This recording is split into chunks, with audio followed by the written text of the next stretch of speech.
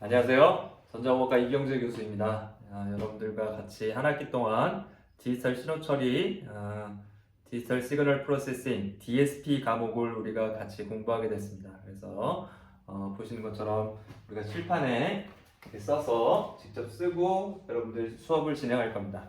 그래서 우리가 오늘 배울 내용은 챕터 2고요. 디스크리트 타임 시그널에 대해서 우리가 배우게 될 겁니다. 앞에서 우리가 먼저 과목 수업을 하기 위해서 이렇게 칠판에 쓰면서 진행을 할 거기 때문에 두 가지가 필요하다고 했죠. 그래서 첫 번째 필요한 것이 여러분들 교과서입니다. 교과서 디지털 시그널 프로세싱 DSP 미트라 저자의 DSP 4판을 여러분들 준비를 하셔야 되고요. 그리고 수업 시간에 제가 예제나 아니면 그림들을 따로 언급하거나 여기다 쓰지 않고 그냥 뭐 그림 2.7을 보십시오. 여기 이렇게 돼 있죠? 이렇게 될 겁니다. 그리고 예제 2.1을 보시면 이 문제를 저희가 풀어보겠습니다. 그리고 문제를 적지 않고 진행을 할 겁니다. 따라서 여러분들 반드시 교과서를 준비하셔야 됩니다. 그리고 또 한 가지는 어떤 거였죠? 제가 필기하는 걸 여러분들도 제가 이렇게 필기 노트를 따로 전달해 드리지 않는다 그랬죠. 여러분들이 직접 여러분들 노트에 수기로 적으셔야 됩니다. 그 이유는 이 과목 자체가 굉장히 수학 기반의 과목이었죠. 수학을 베이스로 하는 그런 교과목이기 때문에 전공 수업이기 때문에 여러분들 반드시 노트를 준비하셔야 될 필요가 있습니다. 이 노트가 제가 학부 때 사용했던 노트입니다. 학부 때 사용했던 DSP 필기한 노트인데요. 아직까지 제가 보고 있습니다.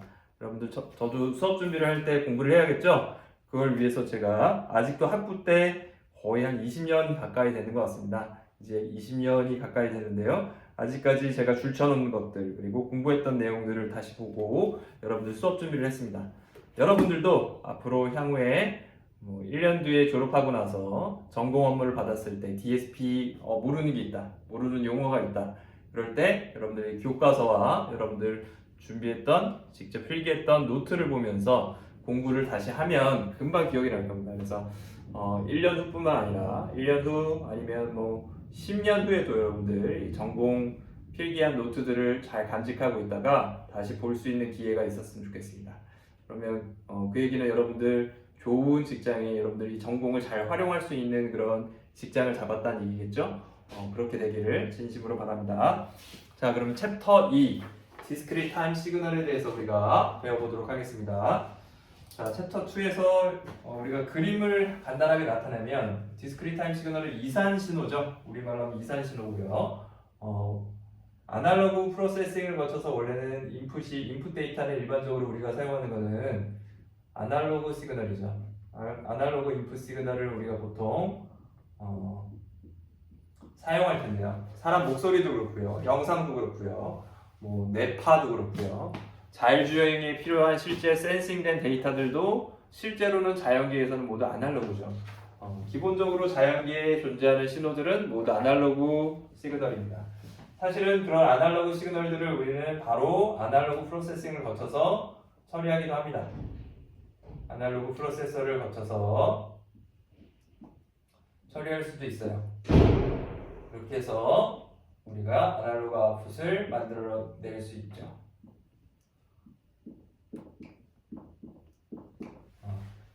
이렇게 만들어낼 수도 있습니다. 그래서 제가 이렇게 목소리 나오는 것들을 예전에는 어떻게 했죠? AM이나 FM 라디오를 썼죠. AM이나 FM 라디오를 물론 디지털로 만들 수도 있지만 기본적으로 아날로그로 동작하게 만들 수가 있습니다. 그래서 그런 것들을 통신으로 제 아날로그 시그널을 RF 시그널로 보낼 때도 다 아날로그 방식으로 모듈레이션을 해서 보내고 받고 그런 것들이 가능했죠. 그런 것들이 가능했고요.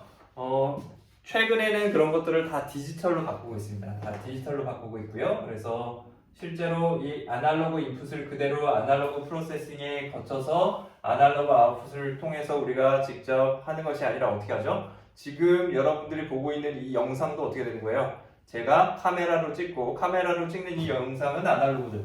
다 아날로그지만 실제로 어떻게 되죠?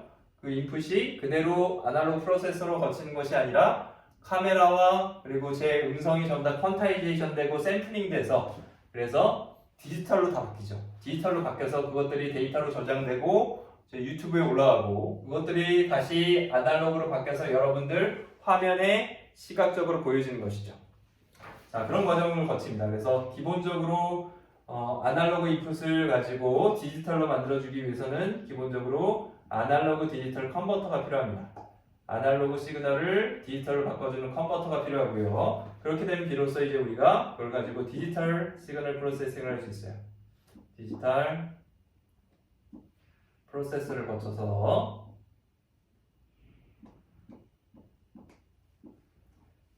그래서 디지털 아웃풋을 끄집어낼 수 있겠죠. 디지털 아웃풋을 다시 또 어떻게 만들어야 됩니까?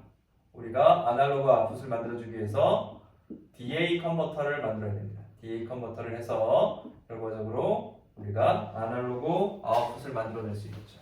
그래서 두 가지 방식이 있죠. 아날로그 프로세서를 바로 거쳐서 우리가 아웃풋, 우리가 눈에 볼 수 있고 실제로 들을 수 있고 우리가 자연계에서 느낄 수 있는 아웃풋을 만들어낼 것이냐, 아니면 그것들을 AD 컨버터, 아날로그 디지털 컨버터, DA 컨버터를 이용해서 디지털 프로세서를 사용할 것이냐, 두 가지 방식이 있습니다.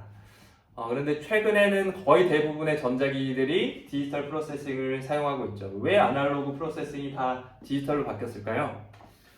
그 이유는 이제 뒤에서 볼 텐데요. 결국에는 가격과 그리고 정확도의 문제입니다. AD, 그래서 우리가 디지털 프로세싱의 장점이라면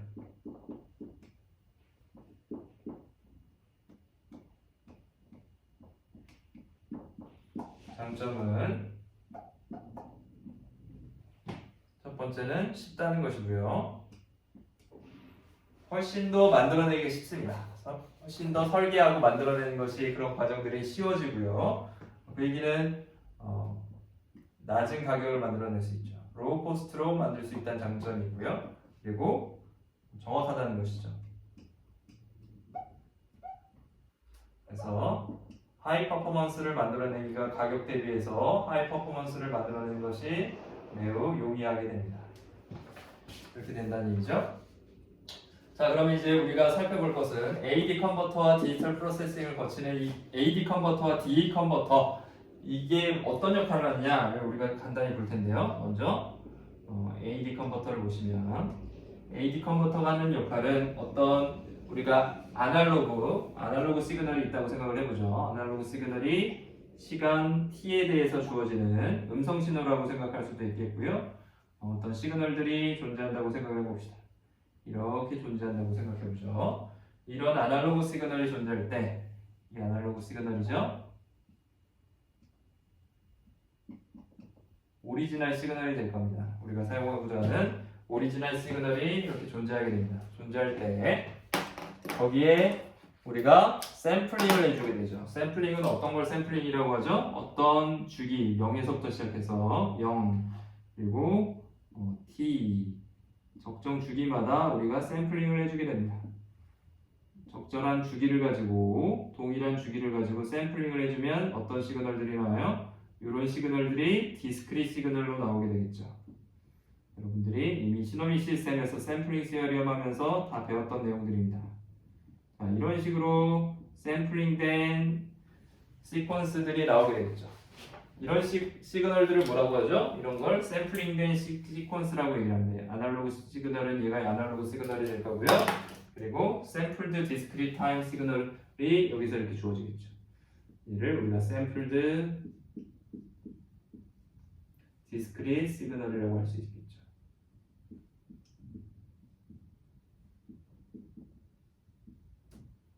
시그널이라고 할 수 있을 것이고요.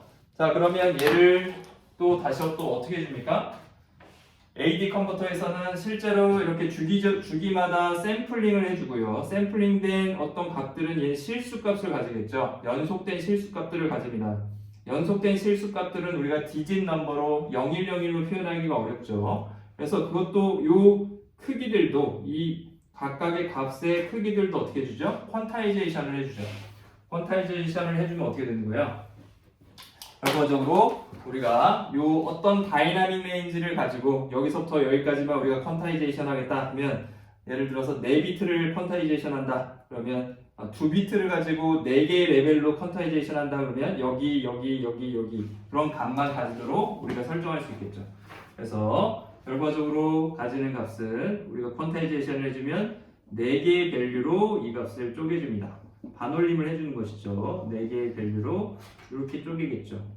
이렇게 쪼개면 그러면 가까운 값에 대해서 이 퀀타이제이션 된 그래프들이 그려지게 되겠죠. 여기서 이제 우리가 n 디스크릿 시그널로 샘플링 된 시그널들로 바뀔 것이고요. 그리고 여전히 t라고 나오죠. t라고 나오면 어차피 샘플링 된 것들만 그릴 텐데 그러면 이때 이 파란색 그래프들이 이 빨간색 선에 맞춰서 퀀타이제이션이 되는 거죠. 그래서 요 놈은 이렇게 여긴 이렇게 여기 그리고 이 놈은 0이 될 거고요. 0은 이쪽에 대응될 거고요. 얘도 이렇게 여기 이렇게 뭐 이렇게 되겠죠. 그래서 실제로 가지게 되는 4가지 값만 가질 수 있다는 거예요. 그래서 이렇게 요 값, 그다음에 이 값, 그리고 그 다음에는 이렇게 이런 값들로 주어지는 퀀타이제이션 된 샘플드 디스크릿 시그널들이 나오게 된다는 얘기죠. 그래서 시간 영역으로 샘플링 될 뿐만 아니라 앰플리튜드 관점에서도 퀀타이제이션이 된 데이터들이 나오게 되죠. 이제 이런 시그널들은 비로소 우리가 디지털 시그널이라고 얘기를 할 수가 있습니다. 얘를 이제 우리가 뭐라고 하냐면 디지털 시그널이라고 얘기를 하죠.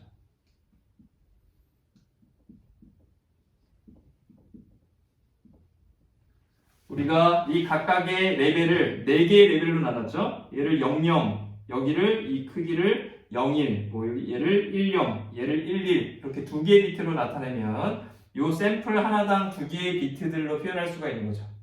그렇게 해서 이 전체 값들은 0101의 디지털 시그널들로 다 표현이 가능하게 됩니다. 그래서 이렇게 된 경우를 우리가 디지털 시그널이라고 하고요. 이 과정을 뭐라고 해요? 여기서 이렇게 만들어주는 과정 전체를 우리가 AD 컨버터다 그렇게 얘기를 하는 겁니다. 그럼 DA 컨버터는 뭐예요? DA 컨버터는 그거를 역순으로 만들어주는 거죠. DA 컨버터는 얘를 거꾸로 우리가 복원해 주는 거죠. 원래 시그널대로 복원해 주려고 하는 것이 목표일 것입니다. 그래서 DA 컨버터에서는 우리가 T 시간이 있으면 각각의 샘플링된 퀀타이제이션 된 시그널들을 어떻게 해주는 거죠? 그 각각의 값들을 여기서 이렇게 주어져 있겠죠? 주어진 값들을 목적은 뭐예요? 부드럽게 이어주는 거죠. 그래서 아날로그 시그널로 만들어 주는 거 최종적으로 그것이 목표겠죠. 어떻게 주면 됩니까? 제일 쉬운 방법은 그냥 선을 이어주는 거죠. 그 값을 그대로 유지하면서 이어주는 겁니다. 얘는 뭐 이렇게 리니어하게 할 수도 있고요. 그 방법은 가지각색이에요. 자, 이제 원래 시그널, 이 검정색 시그널과 이 초록색 시그널을 비교를 해보십시오. 제일 마지막 시그널이 결국에 리커버된, 복원된 시그널이 될 거고요. 얘가 리커버드 아날로그 시그널이 될 겁니다.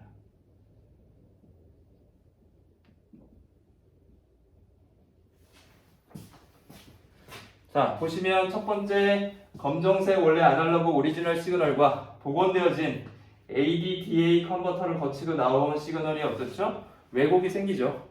네, 기본적으로 디지털 시그널은 왜곡이 아예 없을 수는 없죠. 아날로그는 연속적인 시그널이고 디지털은 디스크릿한 시그널이기 때문에 왜곡이 없을 수 없습니다.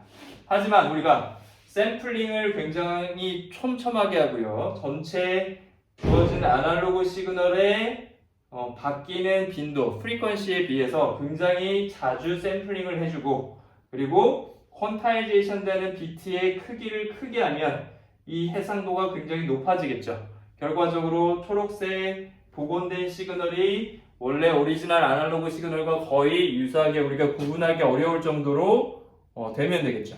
그것이 목표입니다. 그래서 샘플링 시어리움은 어떻게 되는 거예요? 실제로 아날로그 시그널이 가지고 있는 주파수에 의해서 얼마나 실제 완전한 복원이 이루어지기 위해서 얼마나 주기를 가지고 샘플링을 해야 되느냐 하는 이론적인 배경을 우리가 기반을 제공하는 것이 샘플링 시어리움이죠. 기억이 나나요? 우리가 시노미 시스템에서 좀 다루었을 텐데요. 네, 이 과목에서도 디지털 신호 처리에서도 우리가 디스크릿 시그널들을 주로 다루기 때문에 샘플링 시어리엄을 다시 보도록 하겠습니다. 자, 그러면 이제 우리가 계속해서 이제 챕터 2에서 주요 디스크릿 타임 시그널이 무엇이냐, 결국에는 AD 컨버터, DA 컨버터를 이용해서 우리가 시그널들을 디지털로 바꿔서 디지털 프로세싱을 하는 것이 목표가 되겠죠. 그래서 이 책에서는 주로 우리가 이렇게 앰플리튜드를 퀀타이제이션 하는 쪽은 그렇게 많이 다루지 않습니다. 그거는 단순하게 우리가 퀀타이제이션 해서 해상도를 얼마나 높이느냐의 문제가 될 수 있을 것이고요. 주로 다루는 것은 이 샘플링 되는 값들에 의해서 결정되어지는 이 디스크릿 타임 시그널을 우리가 주로 다루게 될 겁니다. 이 파란색 시그널이죠. 샘플드 디스크릿 시그널. 이걸 우리가 디지털 시그널 프로세싱이지만 이 과목에서는 주로 샘플드 디스크릿 시그널을 주로 다루게 될 것입니다. 그래서 실제 그 앰플리튜드는 연속적인 값이죠. 실수 전체가 되는 어떤 정해진 값이 아니라 실수 전체의 값을 가질 수 있는, 이 앰플리튜드는 파란색의 앰플리튜드는 전체 값을 다 가질 수 있는 것이죠. 네, 그런 시그널들을 주로 다루게 될 것입니다. 자, 그러면 계속해서 2장 1절을 보겠습니다. 2장 1절. 먼저 우리가 타임 도메인에서 어떻게 시그널을 표현할 것인가를 보겠습니다.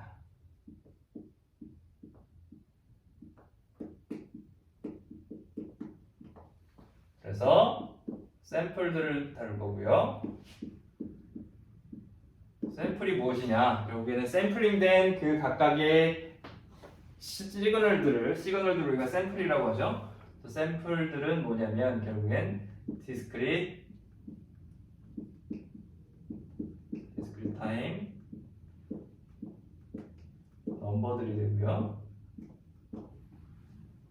xn이라고 하면 xn으로 우리가 표현할 수 있죠. 디스크릿 시그널은 우리가 대괄호가 들어가는 펑션으로 표현할 수 있다고 그랬고요.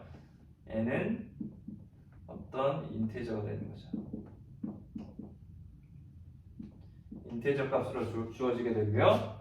단 n의 범위는 마이너스 무한대에서부터 무한대까지 모두 가지는 이런 시퀀스들을 우리가 샘플들이라고 합니다. 샘플이라고 하죠.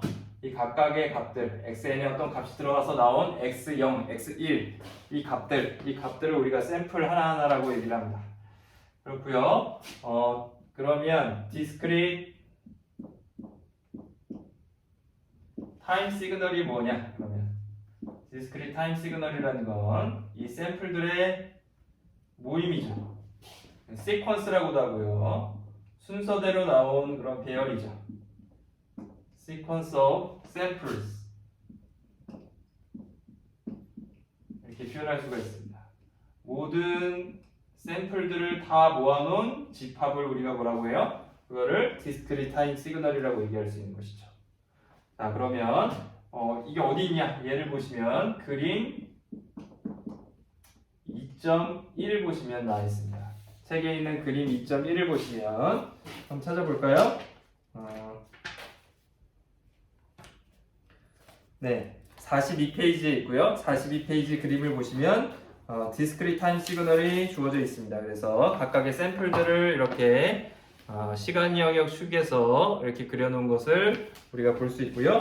이런 걸 우리가 디스크릿 타임 시그널이다 라고 표현할 수 있다는 것이죠. 예를 들자면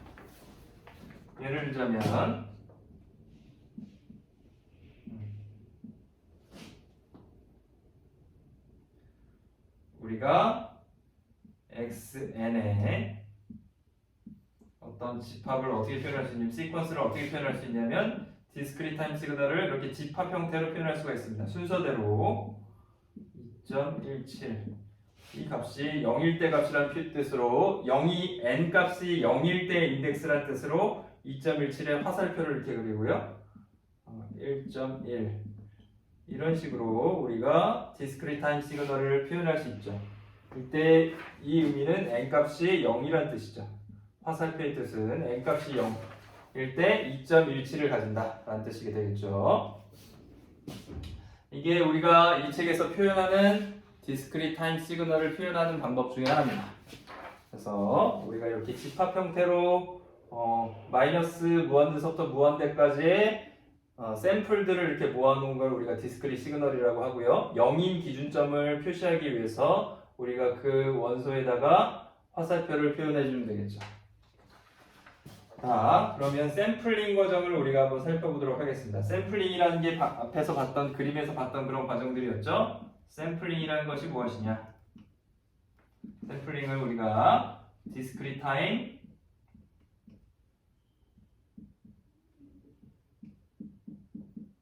시퀀스를 우리가 xn이라고 하면 시퀀스 어떤 xn이 있다고 하면 xn이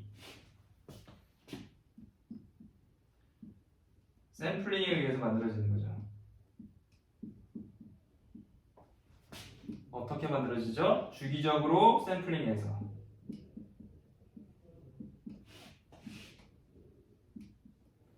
periodically 샘플링해서 주기적으로 샘플링하는 과정들을 통해서 어디에서부터? 어떤 continuous한 시그널에서부터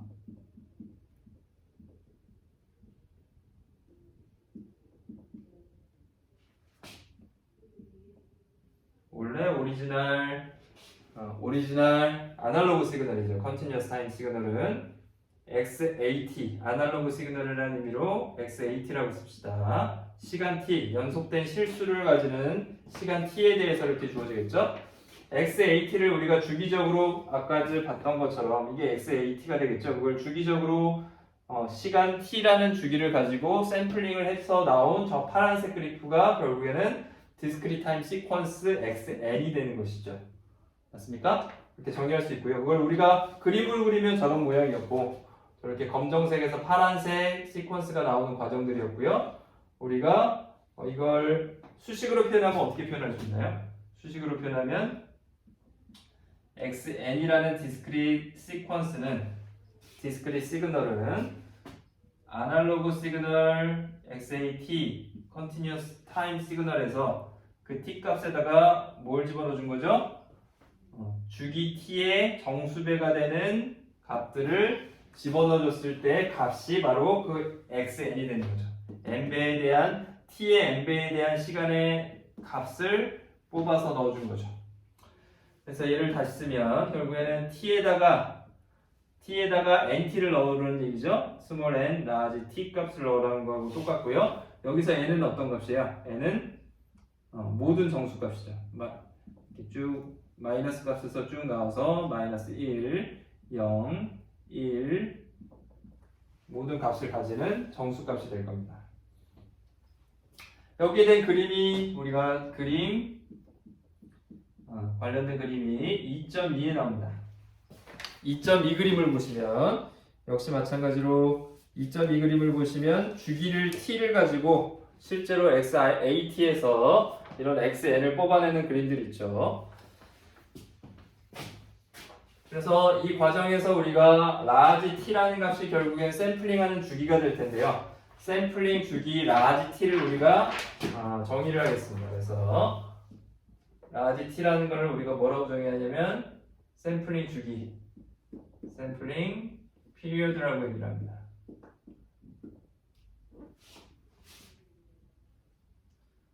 샘플링 피리어드의 단위는 세컨이 될 것이고요. 초가 되겠죠? 몇 초를 기준으로 해서 시간이 결국엔 샘플링 피리어드의 단위가 될 것이고요. 그리고 우리가 펀더멘탈 프리퀀시라고 부르는 샘플링 프리퀀시가 있습니다. 샘플링 프리퀀시가 있죠? 이거는 t분의 1을 갖다 우리가 샘플링 프리퀀시라고 하고요. 주기 t에 대한 프리퀀시라는 의미로 f 라지 t 이렇게 서브 문자로 미첨자로 이렇게 쓰겠습니다. 얘를 우리가 샘플링 프리퀀시라고 얘기할 수 있어요.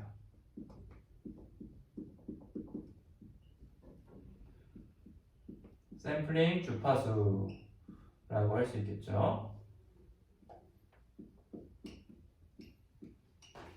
역수관계죠. 그래서 프리퀀시가 크면 클수록 주기는 짧아지는 거죠. 자주 샘플링을 해주는 것이죠. 그리고 샘플링 프리퀀시가 낮으면 낮을수록 주기는 점점 커지는 거죠. 가끔씩 샘플링을 해주는 것이죠. 그래서 우리가 이 과정을 회로도로 그리면 어떻게 되는 거예요? 회로도로 그리면 XAT라는 시그널이 뭐 전압이든 전류든 들어온다. 그럼 어떻게 해주죠? 우리가 XN이라는 시그널을 하기 위해서 어떻게 해주는 거예요? 스위칭을 해주죠. 어떤 간격으로? 시간 t 이퀄 라지 t 샘플링 피리어드의 n배만큼 정수배만큼 되는 값들로 샘플링을 해주죠. 그러면 xn이 만들어진다. 이렇게 우리가 회로도로 표현할 수가 있어요. 그림으로 표현할 수가 있고요. 여기서 xn은 뭐가 되는 거죠? 이제 xn은 n번째 샘플이 되죠. 시퀀스의 n번째 샘플이다 이렇게 부르게 됩니다. 우리가 용어를 정의하는 거죠. 정리를 했습니다.